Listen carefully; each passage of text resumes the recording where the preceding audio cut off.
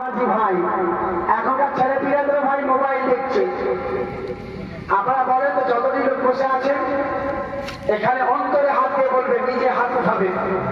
যতদিন লোক বসে আছেন যারা মোবাইল বড় ইস্তেমাল করে, ব্যবহার করে, আপনারা বলে এক থেকে নিয়ে যুবক থেকে নিয়ে বয়স্ক পর্যন্ত কয়েকটা লোক ভেবেছেন বলেন তো হাত তুলে, যে মৌলানা এই আমাদের সম্পত্তিটা দখল করতে গেছে, পারিত করেছে।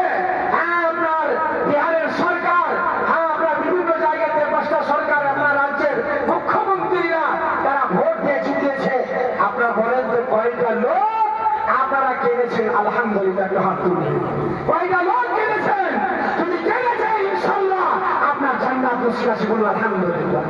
মায়া মমতা দিতে হয়, শুধু বাড়িতে বসে থাকতে হয় না।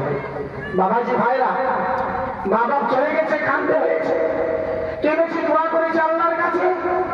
অতএব আমারও আপনারও পালা আছে, তাই কাঁদবে আল্লাহ। মাদার চাইছে রব্বুল আলামিন, কি দিয়ে মাদার চাইবো রব্বুল আলামিন? আমাদের মুসলমানদের কাছে যদি কোনো সামান পেয়ে নাই, পিস্তল যদি পেয়ে নাই, রাইফেল পেয়ে নাই, তাহলে লোকটাকে আর বাড়িতে রাখা হবে না, কয়েদি জেলের ভিতরে ভরে দেওয়া হবে। আজকে বড় বড় বজরুঙ্গলের বাড়িতে দেখেন সামান লটকে আছে, পিস্তল চালু আছে। ওদের সরকার মনে করছে আমি সরকার, আমার চিন্তে চলবে। এর বাবাজি ভাই আমার, ওদের তারাকে গ্রেফতার করা হয় না। মুসলমানদের বাড়িতে যদি একটা সামান থাকে, তাকে জোরদস্তি করে তাকে জেলের ভিতরে ভরা হবে। ঠিক না ভুল? আপনারা বলবেন আমাদের কাছে হাতিয়ার শুধু এটাই, আল্লাহর কাছে দোয়া করবে। আপনারা আল্লাহর কাছে দোয়া করবেন, আল্লাহ আমরা নামাজ পড়বো, ইনশাআল্লাহ আল্লাহর মাদাত আমাদের উপরে আসবে। আল্লাহর ফেরেশতা রব্বুল আলামিন দিবে, বলবে এ আমার ফেরেশতারা যাও, আজকে বাবুর ভারতের মাটিতে আর যুদ্ধ চালু হয়ে গেছে।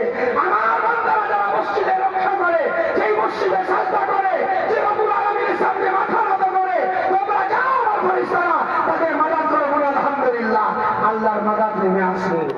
বড় দুঃখের বিষয়, নামাজি বলিবেন আপনাকে গুলি যদি লাগে তো থামবেন কিভাবে? আর ভারতবর্ষের বস গুলি চালাবে, আপনি থামবেন কিভাবে?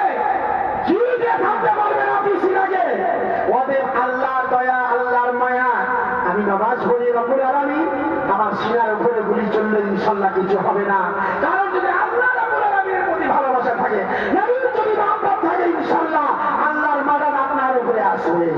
জানেন আপনারা, আবু তালহার মতো মানুষ, হ্যাঁ